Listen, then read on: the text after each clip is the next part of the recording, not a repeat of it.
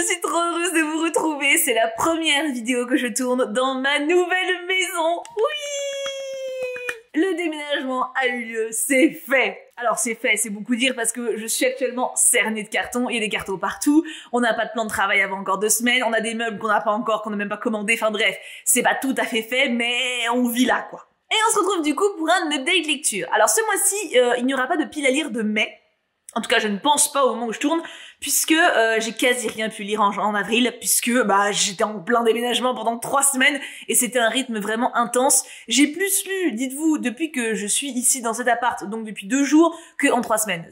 Donc voilà. Par contre, j'ai néanmoins de quoi vous faire un petit update de tout ce que j'ai lu ces derniers temps, ce qui remonte du coup à plusieurs semaines, mais vous avez compris. C'est encore assez frais dans ma tête pour que je puisse vous en parler. Et il y a de très belles découvertes. Allons-y! Alors ça va absolument pas être dans l'ordre, et vous savez quoi? On va très bien le vivre, vous comme moi. J'ai lu le 3e et dernier tome de Blue. Ça fait quelques semaines, celui-ci. Je vous avais déjà parlé de cette saga puisque c'est le dernier tome. C'est une petite fille qui voyage dans un monde de rêve pour essayer de régler quelques problèmes d'angoisse qu'elle a dans le monde réel. C'est très bien fait. C'est très onirique pour le coup. C'est... attendez, je vais vous montrer. Je vais vous montrer que je pense que je vais vous mettre quelques screens d'images si j'arrive à en trouver et si ma connexion internet le permet. Mais voilà, donc en tout cas, j'ai beaucoup aimé le visuel. Ça fait partie un peu pour moi de la vibes BD enfant tout à fait lisible par un adulte, très agréable pour un adulte. Donc voilà, très bon moment et je suis très contente d'avoir fini la saga, même si ça va me manquer. Il y avait particulièrement de beaux messages d'ailleurs dans ce dernier tome. Les 2 premiers étaient très mignons. Celui-ci avait un côté vraiment... On sent que l'auteur a voulu vraiment mettre des messages forts à la fin et ça marche très bien. J'ai lu un petit livre oublié sur un banc. Alors, je l'avais déjà lu, je crois, mais vraiment il y a plus de 10 ans. Je crois que c'était ma belle-mère qui me l'avait offert il y a très longtemps et je ne m'en souvenais absolument pas. Donc je l'ai relu. Et en fait, c'est vraiment quand j'ai fini l'histoire, vraiment à la dernière page, je me suis dit... Attends, ça me dit un truc. Et c'est très sympa, c'est justement une jeune femme qui tombe sur un livre, sur un banc avec un message à l'intérieur et qui va essayer de trouver qui l'a envoyé, qui l'a posé là, et c'est toute une espèce d'enquête, tout en étant un beau message sur la littérature, donc très sympa comme petite BD. Un petit peu de manga. J'ai lu les tomes 2 et 3 des Carnets de l'apothicaire. Je vous avais déjà parlé du tome 1 et j'avais surkiffé. C'est l'histoire d'une petite jeune fille, donc cette jeune fille-là, qui se retrouve dans un harem, voilà. Et à la base, elle doit être simplement domestique, mais il apparaît très vite au responsable, donc lui, qu'elle a des connaissances, j'allais dire en apothicarie, mais non. Dans le domaine des plantes, quoi, voilà, et dans les soins, et du coup, il l'embauche en tant qu'apothicaire, et elle découvre pas mal de complots, elle met à jour certaines choses, c'est vraiment super stylé, voilà. Les tomes 2 et 3 sont de mieux en mieux, j'adore, et j'ai hâte de lire la suite. Dans le même genre, ça va être très bref, mais j'ai lu, c'est pas dans le bon ordre. Voilà. J'ai lu du tome 11 à 14 de Hajin et My God, il me reste plus que 3 tomes, je crois, et j'ai terminé. On est à un moment, là, les enfants, c'est... Clairement, je vais le finir pour mai.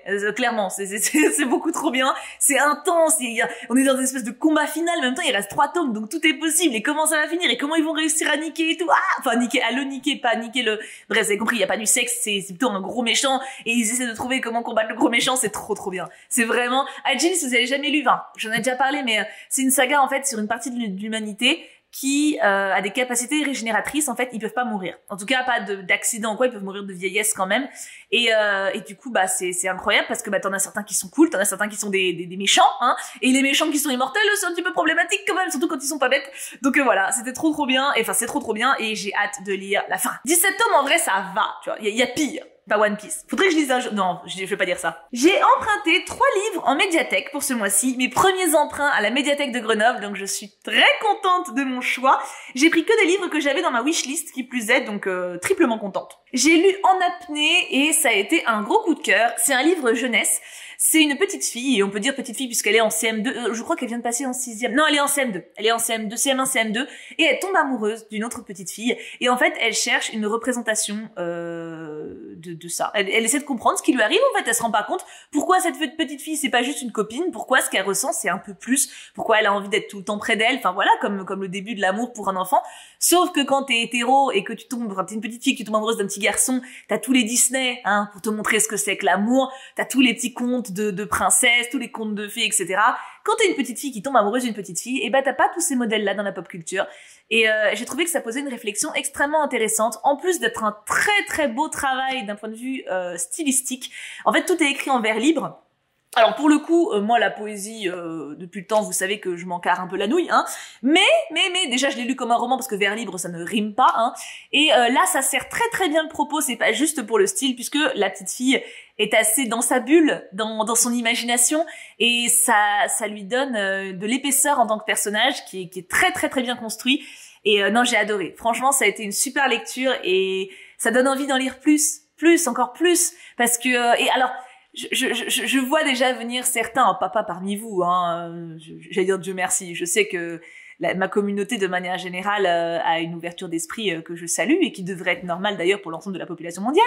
Et mais il y a des gens voilà qui pourraient dire oui, mais il faut pas parler de l'homosexualité aux enfants. Je sais que c'est un débat qui a eu lieu il y a pas très longtemps et qui m'a légèrement navrée parce que ça ne gêne absolument pas ces personnes de sexualiser ou de mettre des romances à leurs enfants quand c'est hétéro. C'est pas l'amour qui vous pose problème, c'est de qui ils tombent amoureux. Soyez honnête envers vous-même. Je parle aux personnes pour le coup qui ressentent ça. Je mets pas de jugement. Je comprends que ça vous fasse bizarre. Pourquoi pas si vous avez pas été éduqué comme ça, etc. Ok, mais posez-vous les bonnes questions et privez pas vos enfants. Privez pas vos enfants de bonheur et tout simplement de comprendre ce qui leur arrive dans leur vie parce que vous êtes pas prêt à l'affronter. Vos enfants ne sont pas vous et faites mieux pour vos enfants. Ils le méritent. C'était un message adressé à des personnes qui ne seraient pas forcément pour parler d'homosexualité de leurs enfants. C'est pas une maladie d'homosexualité, hein. C'est ni d'être bi, c'est juste qu'ils tombent amoureux de quelqu'un du même genre qu'eux et on s'en fout vraiment à qui ça peut encore poser problème actuellement, sérieusement. Bref, en apnée, excellente découverte, je l'adore. Seconde découverte, Félix Ever After. C'est un garçon transgenre qui lui pour le coup est au lycée.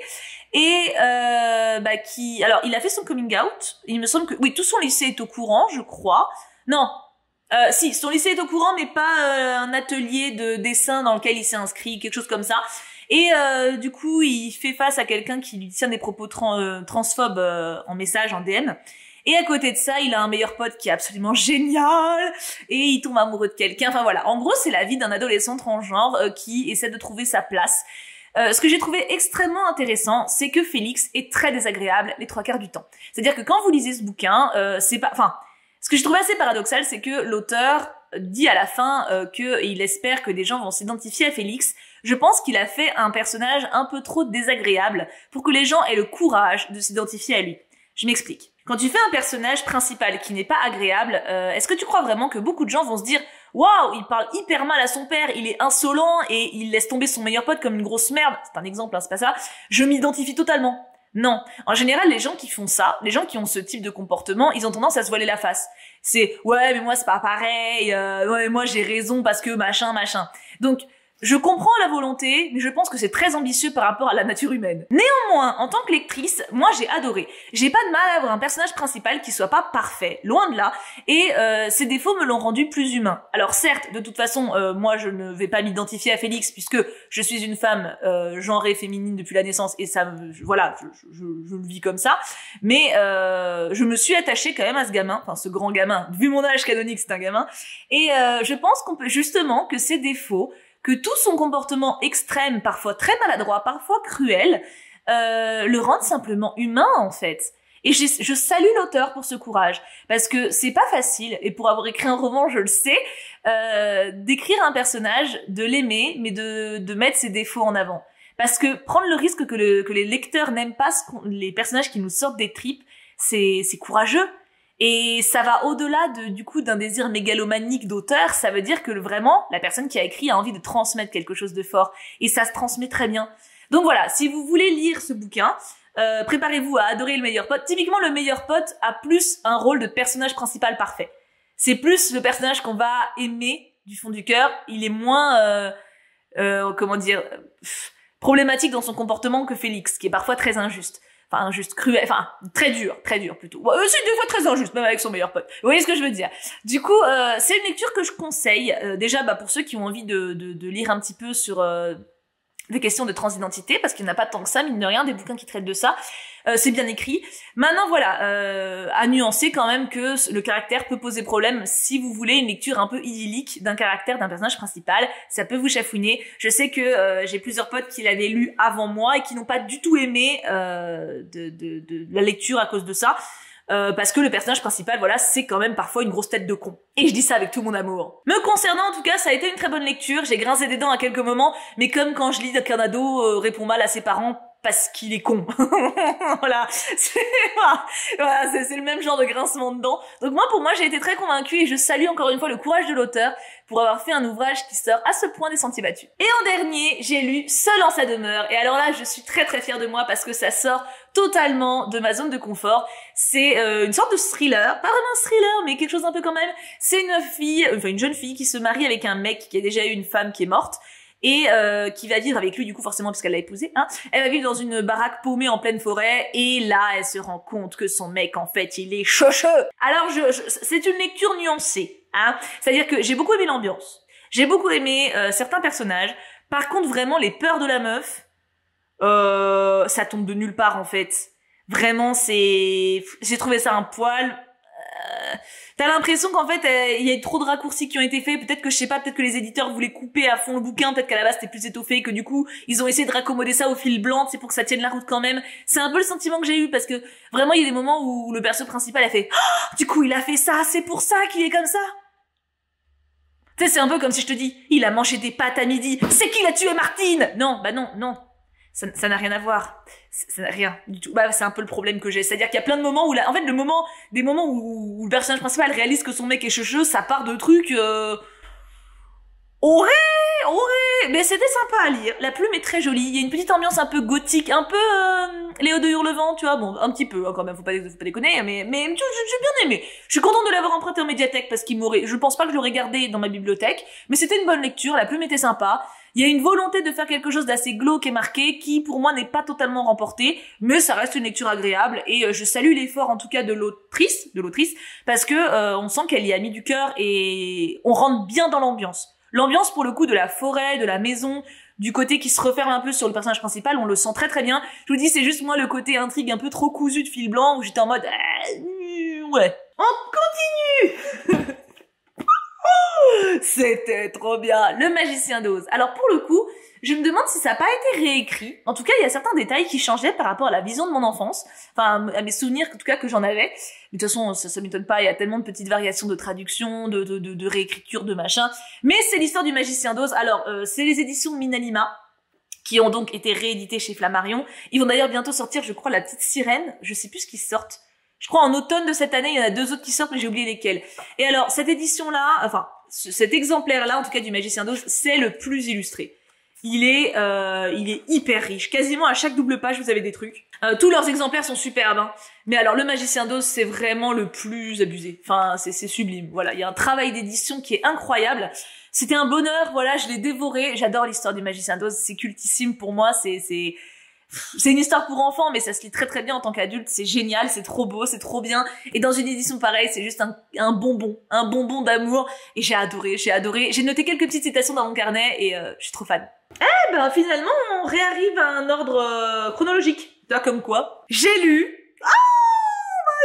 Un palais de colère et de brume, le tome 2 de Un palais d'épines et de roses. Oh putain, j'ai adoré. Alors là, attention, préparez-vous, prenez une verveine, ça va durer 10 minutes. Pourquoi j'ai adoré donc j'avais beaucoup aimé Un palais d'épines et de roses. J'avais été, cela dit, pas plus emballée que ça. J'avais passé un très bon moment, la preuve, je voulais lire la suite quand même quelques mois plus tard. Mais voilà, c'était une histoire sympa, avec une héroïne qui faisait un peu la gueule, mais pas trop. Un perso principal assez prince charmant, etc. Ce que j'ai adoré, déjà, pour moi, je pourrais plus relire le premier maintenant que j'ai lu celui-là. Parce qu'on apprend plein de choses. Enfin, le prince parfait du tome 1, on apprend plein de trucs sur lui. Je vais faire attention à pas spoiler au maximum. Hein. Et on apprend plein de choses sur une autre cour, un autre prince. Et oh my god, le perso qui commence par un R et tous ses potes. Oh putain, mais oui! Alors en fait, alors pourquoi je suis fan? Déjà, alors attends, on va mettre les choses clairement. Pourquoi c'est bien? Et pourquoi c'est génial? Pourquoi c'est bien? La plume est très agréable. Il y a énormément d'action. Les persos sont riches, variés. L'univers est très bien construit, très dense. Ça m'étonne pas qu'il faille 5 tomes. Et encore, je me demande comment elle va réussir à traiter tout ce qui est possible de traiter avec toutes les cours qui existent. Enfin voilà, c'est génial. Voilà, c'est dynamique. Les scènes de cul sont très bien écrites. Alors, ça pourrait être dans le génial, ça, parce que putain, c'est difficile. Et pour en avoir lu un paquet des romances, hein, enfin un paquet, non pas un paquet, quelques-unes, c'est très difficile de trouver un livre où il y a de bonnes scènes de sexe écrites. C'est bien écrit. Alors, Bon, celle à la fin, là, il y a un moment où ça baisse de tous les côtés, là, j'étais un peu en mode... Mais il y en a 2-3 autres avant, il y en a pas 50, hein. Il y en a 2-3 autres avant qui étaient vraiment très bien faites. Donc voilà, ça c'est pourquoi c'est vraiment bien. Maintenant, pourquoi c'est génial selon moi? Waouh, la communication. Et surtout, le respect de soi-même. Oh la vache! Oh putain! Ah mais oui! C'est-à-dire que Fer, donc le personnage principal, dézoome énormément sur elle-même dans ce tome. Je rajouterai également la construction de la relation. J'y reviens après, si j'oublie pas. Je vais essayer de pas oublier. Déjà, le respect de soi-même. Donc en fait, Fer dézoome énormément sur plein de choses qui lui arrivent, qui lui sont arrivées dans le tome 1 et qui lui arrivent encore dans le tome 2. Et elle a un mot d'ordre, c'est se faire respecter. Respecter sa propre volonté, être libre. Être libre, je parle pas avec des chaînes, je parle vraiment de manière intègre, tu vois, genre ne pas se laisser imposer une conduite, faire ses propres choix. Et il y a des réflexions là-dedans, mais putain, mais oui, il y a un moment tout au début du livre, du coup c'est pas vraiment un spoil, il y a un perso qui lui donne, enfin, qui lui dit ouais non fais pas ça, faut pas que tu le fasses. Et en fait, elle est tique en mode mais il a pas à me l'interdire. Et en fait c'est un langage qui normalement dans les romances en plus c'est vachement mis en avant. Tu sais genre le mec super fort qui protège la petite femme fragile. Et en fait je trouve que ce livre il met en avant une chose, c'est qu'à partir du moment où même si le mec il est plus fort que la meuf, à partir du moment où il donne un ordre, c'est plus une partenaire qu'il a, c'est une soumise. C'est-à-dire que dans la vie, si quelqu'un te donne un ordre, genre non fais pas ça. Si c'est tes parents, ils savent mieux que toi, techniquement, ils sont censés te guider, donc ils ont une expérience qui est légitime. Si c'est ton supérieur, vous avez signé un contrat, il te paye en échange des ordres, donc ok. Si c'est ton partenaire, c'est un problème. Et ça, ce livre-là le met en avant, mais super bien. J'ai noté 2 citations vers la fin qui m'ont édifié. Il y a un moment où elle parle avec un gars, et ce gars lui dit « Non mais tu fais ton choix, de toute façon t'es libre, j'ai rien à te dire, enfin j'ai rien à t'imposer ». Et elle tique, elle est touchée par ça. Et en fait, ça l'a fait dézoomer et elle fait « Waouh, mais quelle estime j'ai de moi pour qu'un mec, juste parce qu'il me dit ça, je pourrais en tomber amoureuse. Quelle habitude j'ai eu de l'amour, en fait. » Et je trouve que ces phrases, ces paragraphes qui sont à différents moments du livre, c'est indispensablement génial. On devrait toutes lire ce genre de choses. Alors déjà, il y a du bon cul, mais je veux dire, en termes de valeurs, on est encore trop éduqués et trop matrixés du fait que « Oui, mais l'homme, il est plus fort, c'est normal qu'il la protège. » Non! Si elle veut faire de la merde et qu'elle veut sortir et faire un truc, elle le fait. D'où le gars, il lui donne des ordres parce que c'est son gars. C'est pas normal. Et je trouve que vraiment la relation qui est créée entre Fer et un autre personnage que j'adore, le fameux R, dans cette histoire, est incroyable. Pour vous dire, il y a, comment dire ça, il y a du cul entre 2 personnages que très tard dans l'histoire. Et tout le long du roman, c'est un développement de relations. Et je trouve ça hyper sain aussi. Parce que ça aurait été très rapide de mettre du cul dès le début. Ça aurait été possible. Ça aurait été possible et ça n'aurait pas choqué le lecteur. Il y a une alchimie, tu sais, voilà, donc. Mais là, ça prend son temps. Et ça prend pas son temps pour rien, parce qu'à chaque fois, on sent la montée de l'envie, mais on sent aussi les pensées, les angoisses, les stress, le poids des relations passées qui ancrent tout ça. Et c'est bon, c'est vraiment bon. Et du coup, le dernier point du coup que je trouve génial, ouais, c'est la construction de la relation, donc ce que je viens de dire.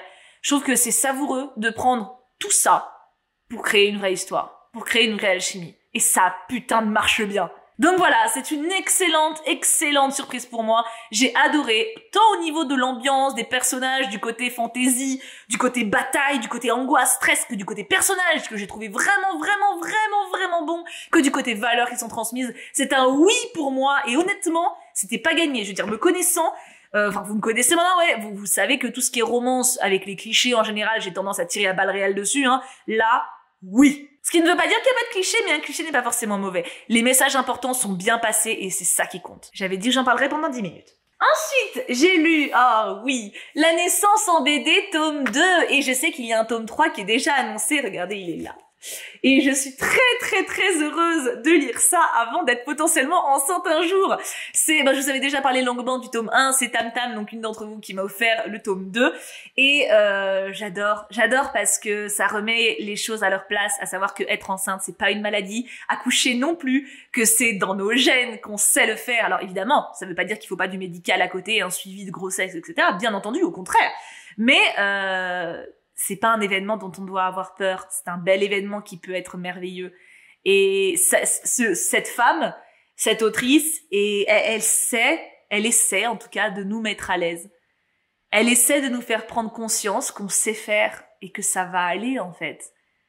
Et qu'on peut essayer de s'entourer des personnes qui feront que ça ira le mieux possible pour nous selon nos envies. J'ai adoré. Lisez ces sagas. Honnêtement, tout le monde devrait les lire. Que vous soyez enceinte, que vous comptiez porter un jour un bébé, que vous assistiez quelqu'un qui porte un bébé, que vous connaissiez quelqu'un qui soit enceinte, tout le monde devrait avoir cette façon de penser à un accouchement. Tout le monde. Donc excellente découverte. Mais ça, je m'en doutais. J'ai lu Heartstopper, le tome 1 également offert par l'une d'entre vous. J'ai adoré. Alors honnêtement, je pensais pas. Parce qu'en fait, le format c'est formé, oui, c'est formé. C'est un format un peu roman, et en fait, c'est un roman graphique, donc c'est plein de petites bulles. Et c'est l'histoire de ces deux garçons qui se rencontrent et qui développent une relation. J'ai adoré! Il va y avoir une série Netflix dessus, mais je vais la voir, je vais clairement la voir. Mais c'est doux, c'est mignon. J'espère que Netflix en général, ils se démerdent bien pour les adaptations, hein. Anne with an E, n'est-ce pas? J'ose espérer que ça respectera cette douceur et j'ai envie de dire cette pureté. C'est bien que des fois ça puisse être simple, et ça devrait être toujours simple, et ça fait du bien. Ça fait du bien. Et j'ai juste trop envie de lire la suite. Il y en a 5, je crois, qui existent. Je sais plus, attends, est-ce qu'il y a une photo au début? Je sais pas, non mais je sais qu'il en existe plein. Enfin, là, c'est que le premier tome, je crois qu'il y en a 5 en tout. Je vais clairement les lire. Je sais pas si je vais les emprunter ou les acheter, mais j'adore, c'est trop bien. Voilà, une petite romance entre deux petits garçons. Faut que j'arrête d'infantiliser tout le monde, entre deux garçons, entre deux jeunes hommes, qui est trop bien. Et enfin, dernière lecture que j'ai fini ce matin, les deux mangas, le livre des sorcières. Et putain, mais en fait, j'ai lu quasiment que des claques. Donc, j'ai lu le livre des sorcières, tome 1, tome 2. C'est absolument génial. Donc, je ne m'attendais pas à ça. Donc, le résumé parlait de vampires, non, n'importe quoi, de loups-garous, de sorcières.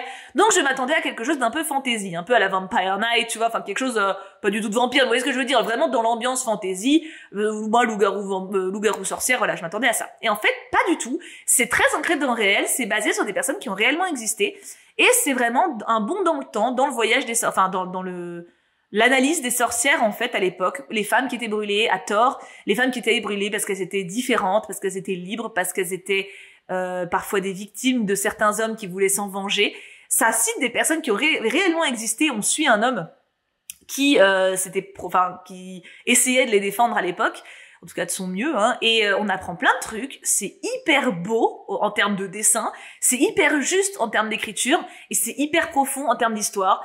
Donc franchement, foncez. Si vous êtes un peu intéressé par le monde des sorcières, c'est génial. Et il y a que 3 tomes en plus. Le 3e sort en avril. Il sort en avril ou en mai, je sais plus. En tout cas, il sort bientôt. C'est sûr. Et j'ai adoré. Vraiment, c'était. Je m'attendais à beaucoup aimer. Sinon, je l'aurais pas demandé parce que c'est Glénat qui me l'a envoyé. Je m'attendais à beaucoup aimer. Forcément, voilà, vu la thématique, je ne pensais pas autant aimer. C'est vraiment une pépite. Et voilà pour mon update. Alors, que pensez-vous de toutes ces lectures? Les gars, attends, je veux tout savoir déjà. Est-ce que parmi tout ce dont je vous ai parlé, il y a quelque chose qui vous attire plus que d'autres? Un titre, un roman, un manga, une BD? Dites-moi un petit peu, là, ce dont je vous ai parlé, est-ce qu'il y en a qui vous... Tu vois, est-ce que je vous ai donné envie de découvrir certains? Et bien sûr, n'hésitez pas vous à me recommander vos lectures qui vous ont le plus marqué ou à l'inverse qui vous ont vraiment dégoûté pendant ces dernières semaines.